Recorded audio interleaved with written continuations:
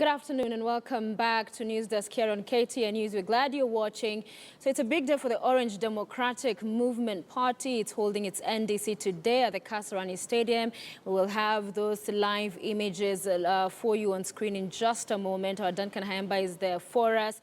The principals are all set to be there. That's a NASA 5, the Pentagon, if you like. They will be attending this function that will see Raila Odinga formally ratified by his party as a presidential candidate, even for ODM as a party. Joining me in studio to talk more about those developments is Dismas Mukua, who's a political risk analyst. Dismas, thank you for being with us. So a very excited lot we've seen and supporters in Kasarani, very confident that this time around, though it might be Raila's fourth job at the presidency, it's going to be a win. Do you share in that confidence? Well, what I've seen today is typical with Jubilee events. I think today ODM has done very good organization. Okay. In the past, it was colored by mischief and there was no order, there was no procedure. But I think this time around, there's a bit of a procedure. And every political party has to be very confident that the candidate is going to win. Even if it's going to be a ceremonial candidate, like we've had in the past several candidates. For this election, it's going to be a two-horse race. It's going to be Jubilee and NASA. Any other person coming on board will be ceremonial candidates. Now, when the ceremonial candidates launch their candidature, they'll be as excited as the ODM crowd here today, because all of them believe that they are going to win. But now the difference this time round, compared to all the runs that Raila has had so far, is that he's got a fairly new team. Because he's the constant factor, but now you have Musalia Mudavadi coming in. And Musalia Mudavadi is said to come with the entire Western Kenya, bloc. Because last time when he ran alone, he got about 483,000 votes. So now the NASA team believes that he brings that vote on board. And also in the past there was Moses Wetangula, who was not very strong. And so analysts claim that when you have Wetangula and Musalia Mudavadi in one ticket, then it's almost the Luya unity will be realized. Unity, yeah. However, now they need to work on the turnout. Because on average, the Luya voter turnout is no more than 70%, while in Central Kenya and Rift Valley, it's as high as 95%. So now they need to work on the turnout and also ensure that Jubilee doesn't make inroads. Because there's a gentleman by the name of Washiali in Western Kenya who's causing a bit of a disturbance according to NASA. So they need to work on that. And then secondly, you have now Isaac Ruto, who has also not been very happy with Jubilee. And he brings in three important assets. Number one, he's got so much nuisance. So he brings in a nuisance value. He's able to take on the deputy president on short notice and also comes down with the perception. And then number two, because he's a member of the Kipsigis community, which depending on which figures you look at, it's up to 40% of the total votes. So he claims that he can marshal up to 1.5 million votes. But of course, that's a tall order. That's only for media conferences. The really tangible vote he can probably bring on board is about 250,000. But now, for NASA, any votes that you get from Jubilee is an addition to them. It's almost double. And then, of course, now you have the other two candidates now, Musalia Mudavadi and Wetangula. I think they're the ones who are very committed to the cause of NASA. Because, for them, they're not running for any political seats. Well, Governor Ruto is running for his gubernatorial position, and Raila and Kalonzo are running for the presidency. For them, they don't have positions. In the event that, say, NASA wins, it's very possible that Raila Odinga may decide to deny. He may not implement the MOU as signed, so they stand to lose. Now, given that, the two will go the extra mile to really campaign and have much political capital for 2022 and maybe 2027. 2027. Let me interject Dismas so that we can offload or at least wind up Newsdesk on our KTN home channel. Thank you so much for joining us. But the news continues on KTN News after this break. Please stay with us.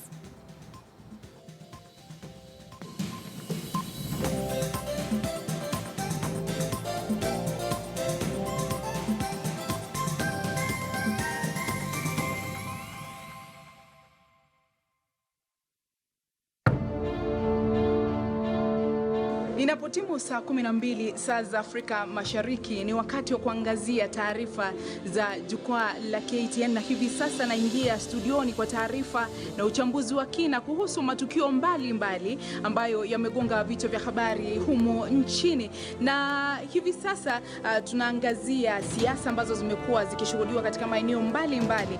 Jukwaa la KTN ni taarifa ambazo zinaangazia utendakazi hasa katika serikali za kaunti. Tazama jukwaa la KTN Jumatatu hadi Alhamisi kwa taarifa za kina.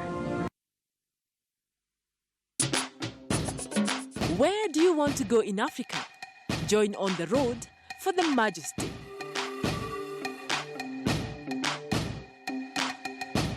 Taste, action, beauty, and history of our home.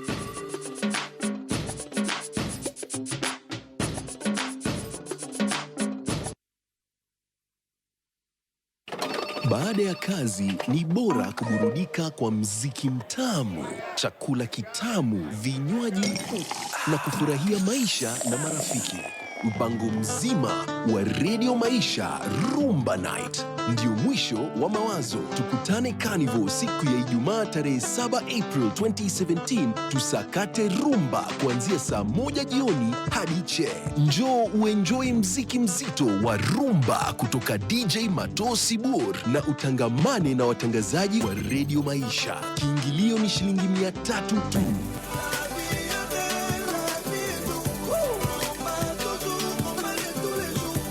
Isitoshe, kutakuwa na ofa za nguvu kwa chakula na vinywaji kwa hisani ya Carnival. Sikiliza Radio Maisha upate fursa ya kujishindia tikiti ya kiingilio na vocha ya chakula kitamu cha Carnival.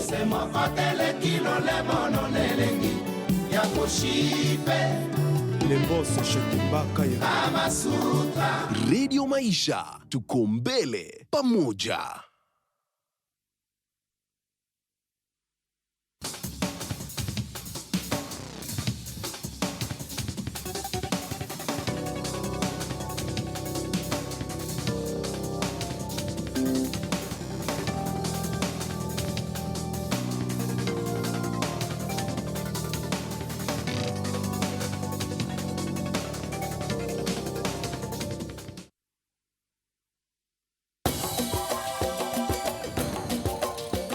Napata mtu ametoka sehemu fulani, amekuja hapa, amekuja kusimama hapa, achui sita ya hapa, lakini lengo lake kuu ni kukuja na pesa na kupea wananchi wetu ambaye ni maskini.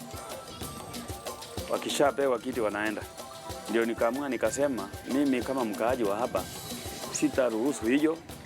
Mimi nitarudi kwa ground na watu wetu niwaelezee usuli wa kuchagua mtu wao ambaye wanakaa naye kwa kijiji.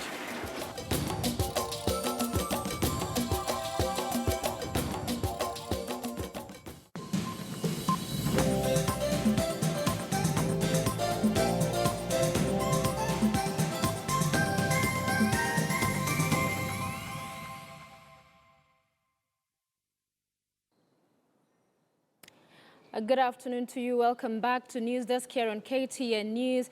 Let's bring you some sports news. And the National Olympics Committee of Kenya was set to have its elections today. However, the same has been suspended owing to a court order. The Taekwondo Association obtained that order, interrupting the exercise. And our Robinson Okenya was at Panari, where this exercise was set to take place, in our reports.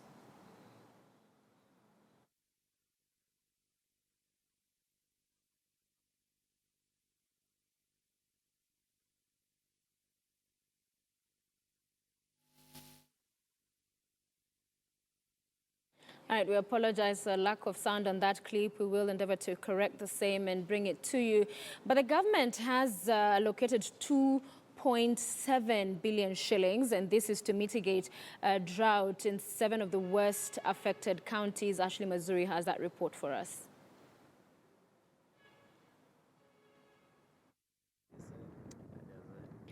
The severe drought experience in the country has had a significant impact on the already strained livelihoods and is exacerbating food insecurity among the poor and most vulnerable households. The situation could soon change as the government implements solutions to mitigate drought in Kenya's northern region. Samburu is the worst hit county and has received the highest allocation of 716 million shillings, followed by Wajir with 530 million shillings. Garissa, Isiolo, Marsabit and Mandera received 360 million, 144 million and 433 million shillings respectively. Speaking to the press after the official commissioning of the 61.5 million shillings Labor Heli water pan in Disoi village in Garissa County, The Northern Water Service Board CEO Osman Abdullahi said the plan will ease pastoralists' search of water. The government is really doing a lot of investment in this region, and we expect, especially once we undertake this equalization project, it will be able to serve the communities and the large livestock population in the pastoral community areas.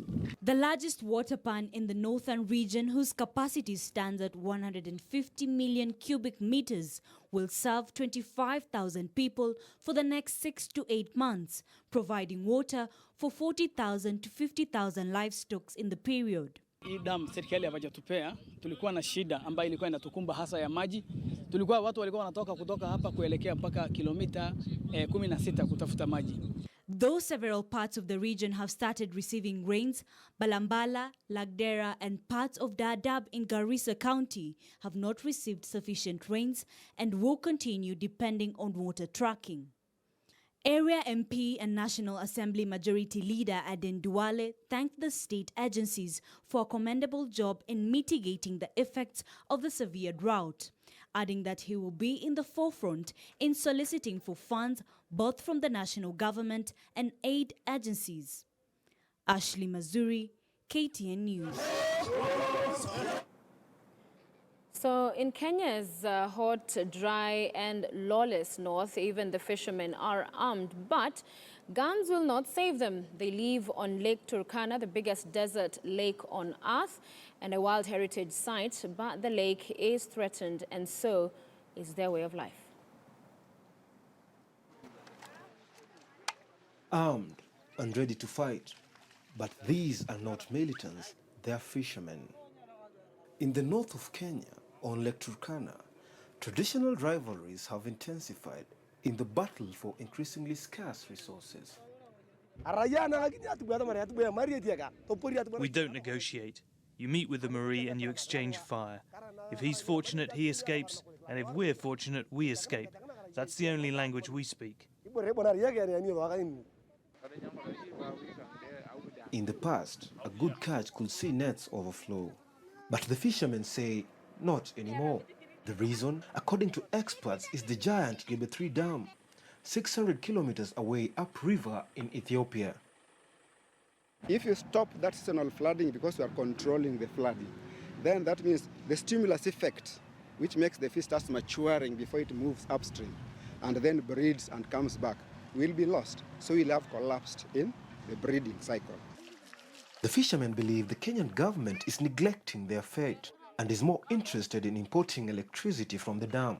Meanwhile, the fight between Kenya's Turkana and the neighboring Dasanek people, who live on both sides of the Kenya-Ethiopia border, has become increasingly deadly. Nothing good comes out of this lake. It's only death. Their fishing nets meet with ours in the delta.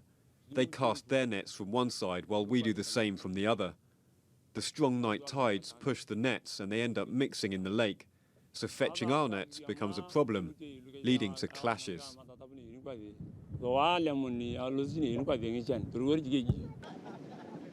Recently, Turkana and Dasanek leaders have come together for peace talks.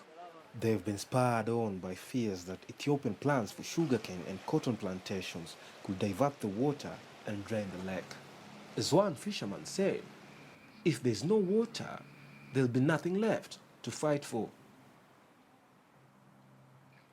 Now, 2 senior Samburu County officials were this morning charged with abuse of office after claims that they violated procurement procedures to award a contract. Samburu County Secretary, that's Stephen Letinina, and County Executive Committee member in charge of Tourism and Trade, Tourism and Trade, that's Peter Leshakwet, appeared before a Maralal court and were also charged with illegally awarding a tender to Africality Company to run the Maralal Safari Lodge on behalf of the county government.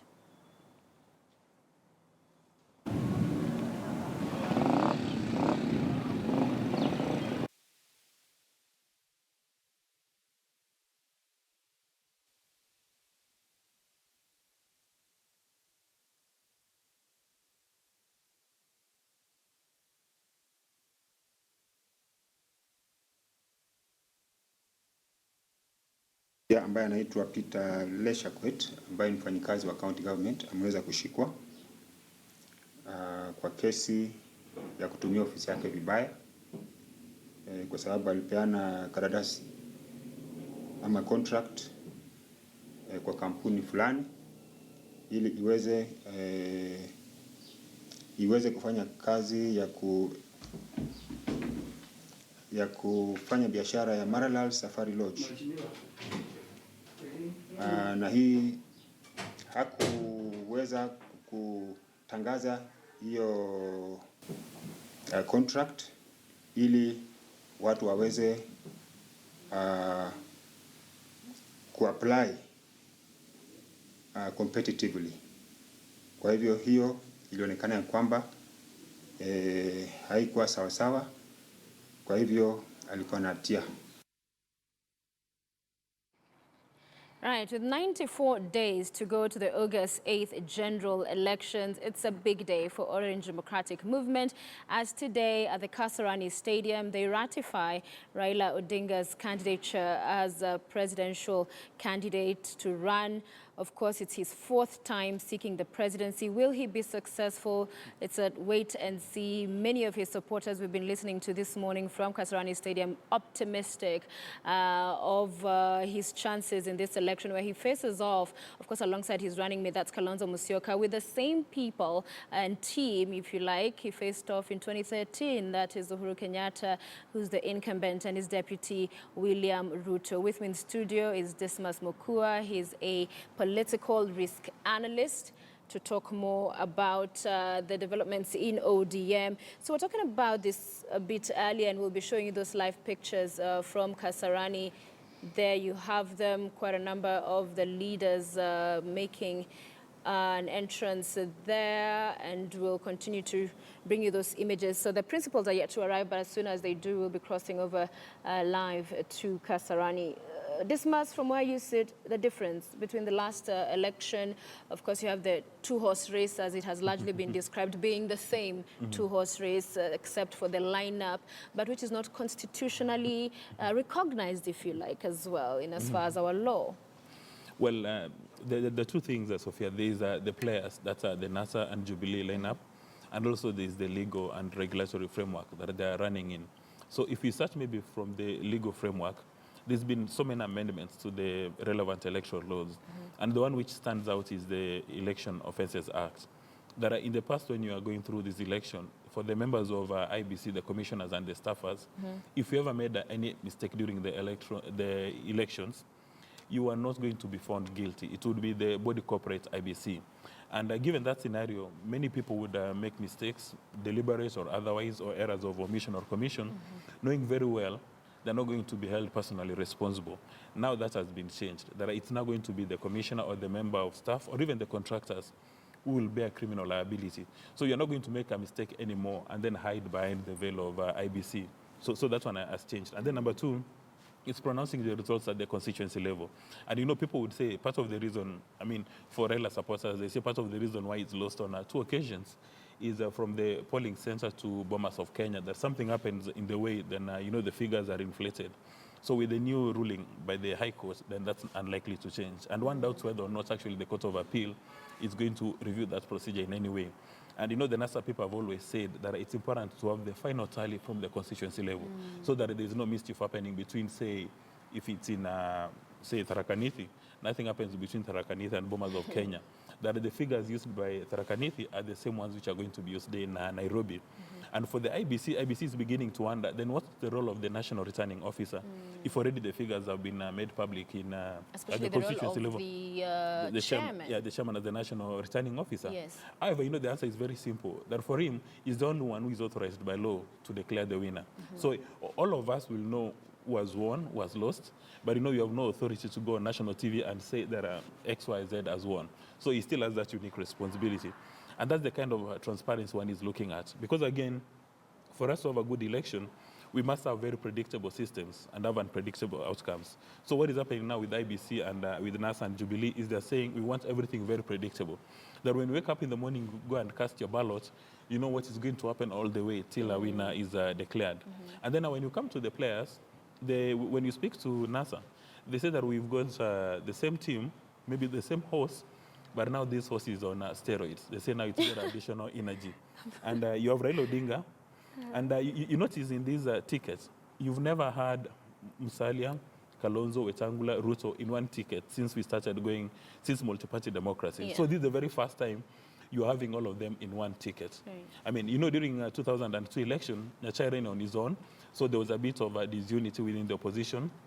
And then there was Kalonzo Musyoka who ran on his own, and then there was Musalia Mudavadi. So for the first time, you're having the three in one ticket. And then there's the addition of Isaac Ruto, who is said to be a key asset in invading the Jubilee territory within Rift Valley and get some votes. And that's going to be very important. Okay. And then we are also told that there are some people who are the architects of the Jubilee win during the last election who decided to jump ship and join NASA.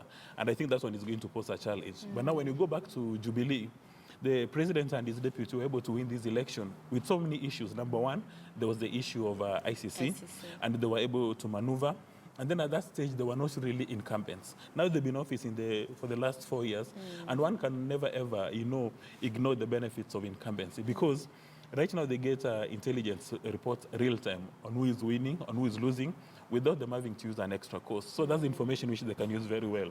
And of course, they're in charge of the state. So you have the entire public service working at their beck and call. And it's going to be very interesting. Yeah. Because from where I'm sitting now, the Kenyans are going to have a very unique opportunity. So they can either choose the dynamic duo of President Kenyatta and his deputy, who have a track record for the last 4 years, whether they've been a success or a failure. Yeah, that's an entirely different ballgame. And then you have the NASA one. And NASA, they claim to be a collegiate kind of leadership. Yeah.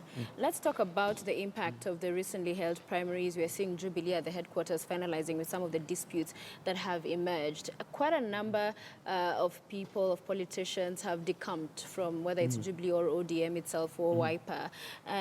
What do we see the implication of this being, if at all, on the presidential race? Because many are saying, I may have jumped ship, but I still support so-and-so for president. Well, from these elections, you learn several lessons, that, especially for Mr. Raila Odinga. He's tried to give his elections a wide berth. He's not, micromanaging the processes. And, in the past elections, he's the one who determined that a certain person is going to be the candidate, and it happens. There are so many folks who say, like, for instance, Jao Komidio, he's actually never won an election. He's always been lucky to be on Raila's side. But this time around, he said, I'm not going to interfere. That's why, for instance, his own brother was given a beating in Siaya, Komidio, and many other people who've lost. And he's been told, times above number, that if you interfere with your party primaries, there's a very high chance of voter suppression. Apathy, That if a popular candidate has lost, his supporters will have no incentive to go and cast the ballots. Then now we have the emergence of the independent candidates. Now, if you participated in a party primary and you lost in a credible election, then you're not going to pose any competition or any challenge to the guy who was declared winner.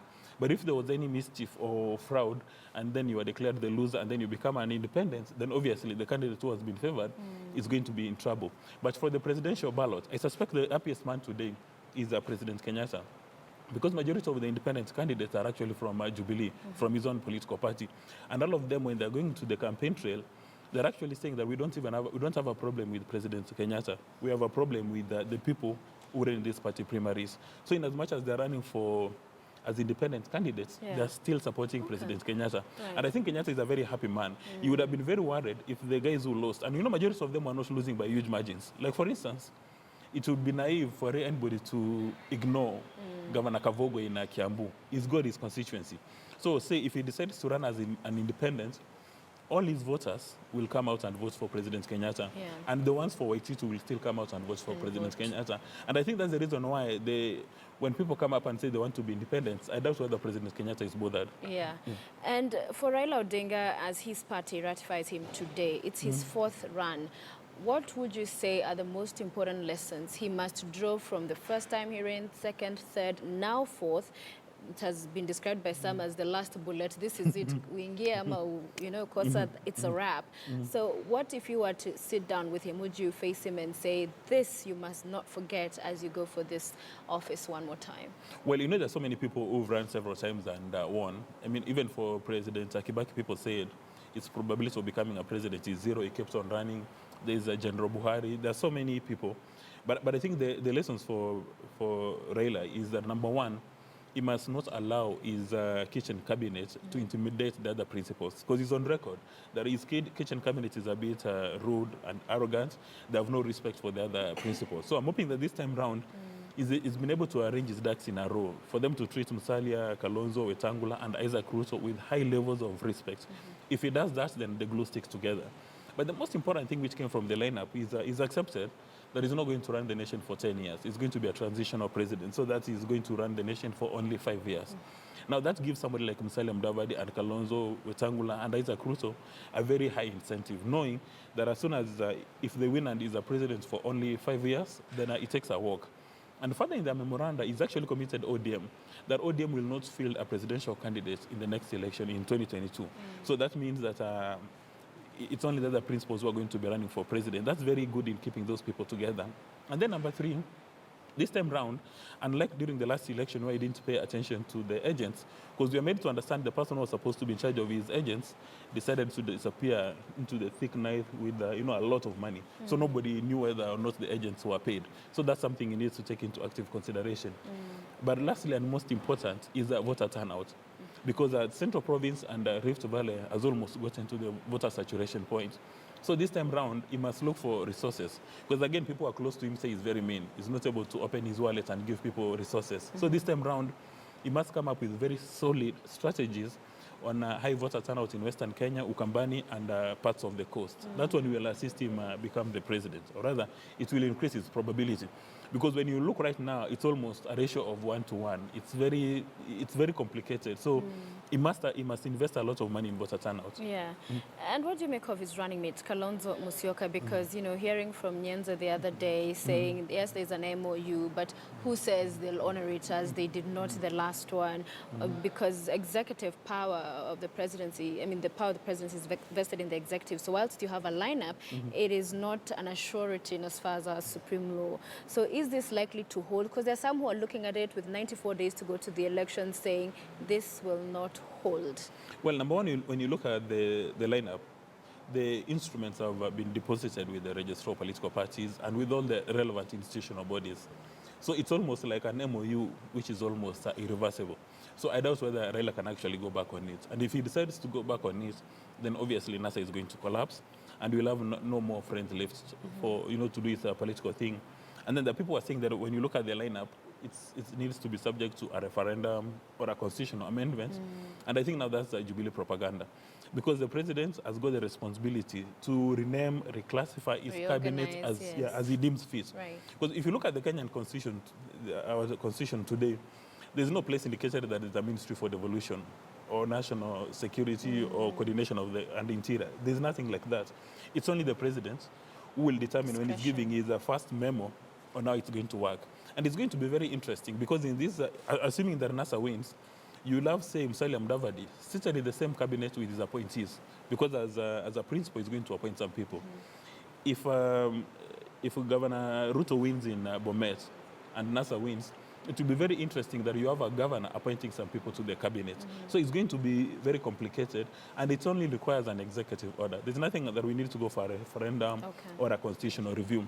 But I think right now we have gotten to that stage that if you're not honest as a politician, then you're not going to play this game. In the event, say, that Raila decides to ignore the MOU and he refuses to implement whatever they've agreed upon, it's very easy for his government to collapse. Because I doubt whether ODM will have an overwhelming majority, both in the National Assembly and in the Senate, to carry out the agenda. And for a moment, just imagine that, say, NASA wins, and this time around, Ruto is in charge of the opposition. It's very easy for now Ruto to team up with Musalia and the rest of the guys and cause a bit of trouble for Raila Odinga. So I doubt whether he'll want to do that. And in any event, he's about to leave the political space. He needs to leave the political space with high levels of respect, like Mandela before him. And then he joins Obasanjo in Nigeria to become an African statesman. All right, so those are live pictures you are seeing there. That's the Governor of Mombasa County, Ali Hassan Joho, live from the Kasarani Stadium, where the Orange Democratic Movement delegates are meeting. The principals expected any moment from now. Before we wrap up this hour, Dismas, talk to me about whether you find it a double standard when it comes to we have a universal suffrage kind of contest for all other elective positions, governor, senator, woman rep, MCAs and MPs in all these parties. But when it comes to the presidential position, whether it's now in NASA or in Jubilee, it's a boardroom kind of a decision. Then they come out and say, okay, we've decided so and so. They don't put through the same standard as these other positions. And there are many who've argued, you know, across the board, that's what should be done because these primaries anyway end up being so messy. So do you find it more of a double standard, or is it something we negotiate and need to keep parties intact? Well, number one, we don't have political parties in Kenya. Yeah. As we've said times above number, we have special purpose vehicles. So it's the owners of those special purpose vehicles who take decisions for us. And for us, we merely endorse them. Although now that one is beginning to change. When you look at the elective positions, all of them apart from the presidency. For instance, there's so many people that the deputy president wanted to win. All of them were given a beating apart from Caleb Kositany, who won. The rest, like Buzeki and company, were given a beating. Right. So in that regard, the deputy president had taken decisions, and he was hoping for the masses to endorse them.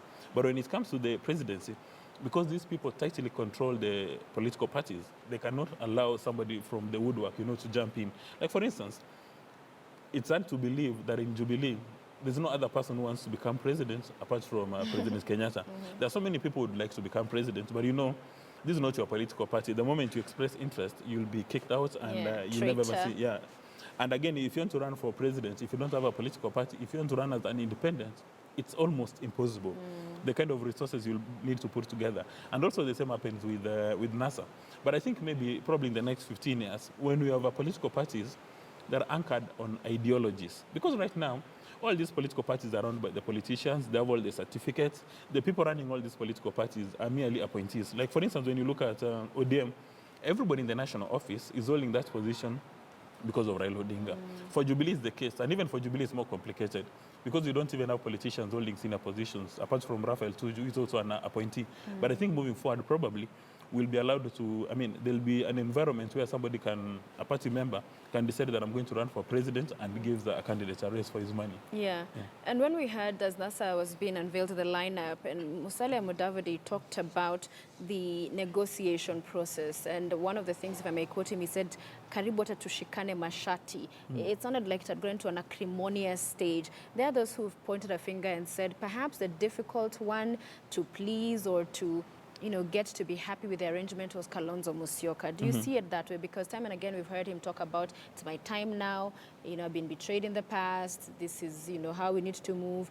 Do you think he proved to be a hard nut to crack, quote unquote, in these talks? My experience, and when you speak to insiders in that negotiating table, every of the principals wanted to raise his stake so that it can be considered for the presidency. I understand they even did simulations of, the likely candidatures. And if you believe the insiders, if the information they're giving it out is accurate, actually the candidature that would have had the best shot at the presidency was Kalonzo Mudavadi, then Mudavadi Kalonzo, then obviously now Raila and Kalonzo. But for some reason they decided to settle on Raila Kalonzo, and one doesn't really understand the mathematics. But because again they've been in the political space for much longer than all of us, probably there are some things they're able to see that for us we are not able to see. But be that as it may, Kalonzo Musyoka must stick with Raila Odinga if he wants to become president of Kenya. Because if he decides to, say, join Jubilee today, what will he be doing at Jubilee? He cannot become the presidential candidate. He cannot be the running mate. He'll only be maybe a senior minister. And if you look at the NASA figures, the way they're doing their numbers, probability of NASA winning, as far as they're concerned, is very high. And for him, he'll be able to achieve his lifetime dream of becoming a president, albeit for only 5 years. 5 years, and we'll continue with this in just a bit. Our hour is about to wrap, but let's cross over to Bogoria now, where KOTU Secretary General, that's Francis Atwoli, is chairing the trade union's top brass consultative forum. Our reporter Victor Ogale is there, but currently I see KOTU SecGen addressing the attendance, so we will pick up that signal to listen to him in just a short while. But we will be listening, Secretary General Kotu, I beg your pardon, Francis Atwoli, chairing that trade union's top brass consultative forum in Nakuru, in Bogoria rather, and he will be on air in just a moment. But remember, on the other side, a story we are following for you and we've been discussing with Dismas Mukua is that ODM NDC meant to officially and set to officially kick off perhaps in the next half hour or so. The principals yet to arrive, but we understand they're at a nearby location, just regrouping before they head out for Raila Odinga to formally be ratified by his party to be presidential flag bearer. In fact, this, of course, following last 2 weeks unveiling. Is it a week or two now? It's been 2 weeks? It's actually been a week. It's been a week. And a few days. In a few days. But to be ratified after NASA unveiled him as the presidential flag bearer and also having Kalonzo Musyoka as his running mate. And over at the Jubilee headquarters, we also have our Wambua, who is following the Jubilee Tribunal, the Appeals Tribunal. Today is hearing the last disputes emanating from the recently concluded party primaries exercise. Lots of people that were disgruntled with the fashion and manner in which they were conducted and felt that they should have been the winners. So those matters, the last ones at least, are being appearing before the tribunal, and we'll get all those updates for you from Jubilee headquarters. And afternoon, we will be at the Kasarani Stadium for that ODM NDC. But now let's take you to Bogoria. Francis Atwoli, Kotu Secretary General. We have never said we want a nationwide strike, because the doors, once the government opens its doors for negotiations, we cannot blackmail the government. We will sit with them on the table and negotiate. Use our negotiating skills to get what we want for our members. And this is what we want the employers also to be doing, other than propagating with telling Kenyans the impossibilities, that things that cannot happen. Lastly, I told the government, and I've told the government in uncertain terms, that we must stop this issue of our young men and women going to Qatar. They go to Qatar, they are dehumanized, they are abused. Our daughters, they come in coffins, and then we still support the employment agencies. The employment agencies must be stopped. There are a lot of illegal and amorphous organizations that must be removed in our statutes. Employment agents, employment agencies, and other people who have baptized themselves as CBA Center, Advisory Center, something like that. Those must be arrested and be arraigned in court. Because most of those people who are practicing that, particularly the employment agents, employment bureaus, and so on, these people are paid in advance. When you are releasing your daughter to go to Qatar, to Saudi, to anywhere in the Arabic world, she is going there purely as a slave. The payments were made. Immediately she arrives there, the passport and other documents, including telephones, are confiscated. And then that is the beginning of dehumanization to that particular person whom we might have sent to the Arabic world. So we want Kenya government, as much as poor as we may, we better plan well to create wealth for this country and sustain our living standards by employing or keeping our own Kenyan children in this country. So that's what I'm saying. We must stop that Qatar business, and we must revisit the legislation on employment bureaus, employment agencies, and employment agents. We must revisit that. It will never, we are at National Labour Board, and the court will also move the amendments in that particular law to be tackled by the Kenya government, to be tackled by our parliament, to make sure that we keep our children safe at home. Those are some of the concerns that Kotu has, and we are sure, and this is the same concerns the head of state, the president of this republic, President Uhuru Kenyatta, is aware of, and we want the Kenyans and Kenyan employers and Kenyan tycoons and other people to cooperate and make sure that there is no any country that can create wealth for the people, for their enterprises, without recognizing the role that a worker plays. Those are the things I wanted to let the Kenyan people and the world over to know. I thank you all. And you can now break for your lunch. Thank you.